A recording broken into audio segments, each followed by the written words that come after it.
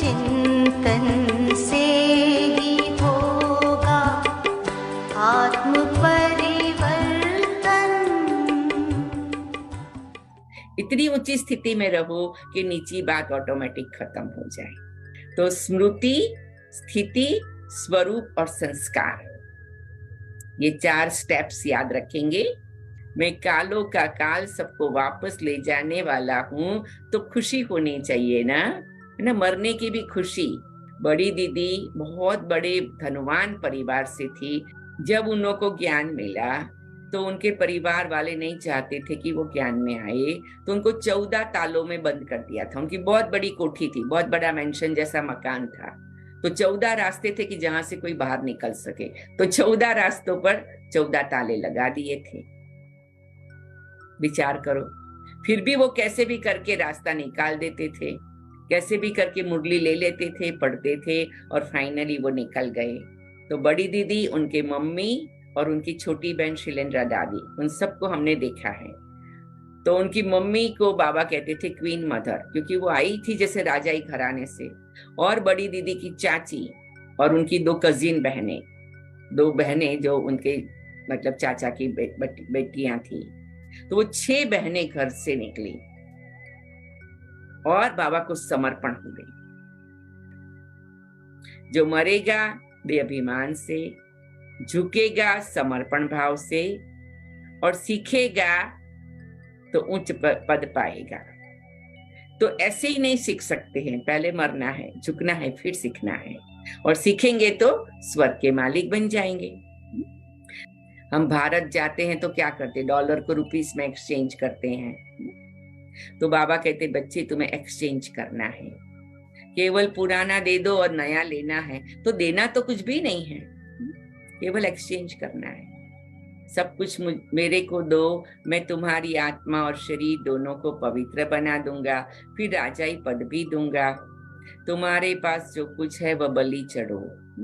बाबा कहते मुझे वारिस बनाओ, मैं 21 जन्म तुमको वारिस बनाता हूँ। बहुत सारे भारत में भाई बहने हैं, विदेश में भाई बहने हैं, जिन्होंने बाबा को बच्चा बनाकर हर घड़ी, अगर मैं अपने बच्चे के लिए एक टी शर्ट भी गिफ्ट के लिए खरीदती हूँ, वो $10 का टी शर्ट आया तो मैं बाबा के बॉक्स में $10 टी शर्ट का डालती। और जिन्होंने भी किया उनका वर्तमान भी सफल हो गया, इतना ऊंचा बन गया कि बात मत पूछो। तू प्यार करे या ठुकराए, हम तो है तेरे दीवाने। मरना तेरी गली में, जीना तेरी गली में। जैसे कहा जाता है कि बाबा ने, कई दादियां बताती हैं कि बाबा ने उनकी एग्जाम लिया, चलो उनसे कुछ भूल हो गई, कुछ बात हुई, बाबा ने कहा गेट आउट, एकदम स्ट्रिक्ट दृष्टि से बाबा ने कहा, और सचमुच बाबा ने उनको मेक श्योर किया वो दरवाजे के बाहर चले जाए। मनोहर दादी, रतनमयी दादी, सभी दादियां अपना अनुभव सुनाती है। वो चले गए, लेकिन कहते हमने तो ये प्रतिज्ञा ली है, मरना तेरी गली में, जीना तेरी गली में।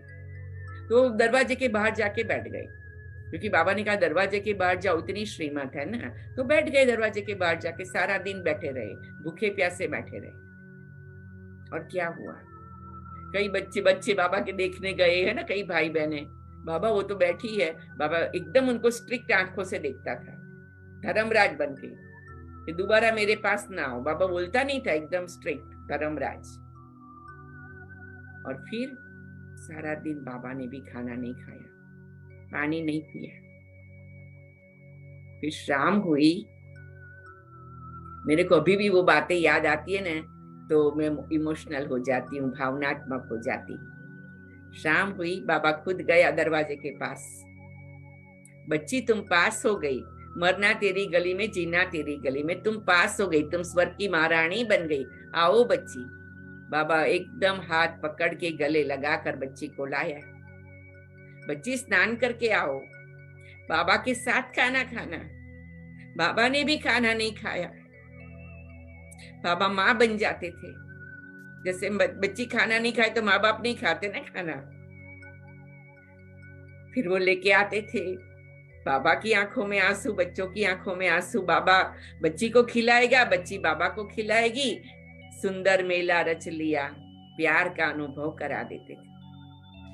धारणा के लिए मुख्य सार, माता पिता के गद्दी नशीन बनने लिए पवित्रता की धारणा करनी है। दोनों तरफ निभाते हुए पढ़ाई पर पूरा ध्यान देना है।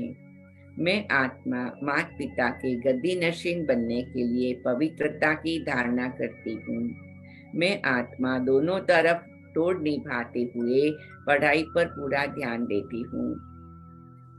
कोई भी विकर्म नहीं करना है, बहुत खबरदार रहना है, श्रीमत पर चलते रहना है, ट्रस्टी जरूर बनना है। हाँ, बाबा को ट्रस्टी बनाओ, खुद भी ट्रस्टी बनो, देखो कमाल है। मैं आत्मा कोई भी विकर्म नहीं करती हूँ।